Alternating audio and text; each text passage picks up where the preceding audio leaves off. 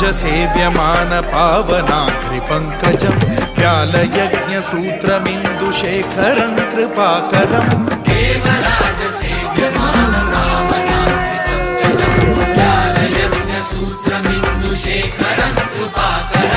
नारदादियोगिवृन्दवन्दितं दिगम्बरं काशिकापुराधिनाथ कालभैरवं भजे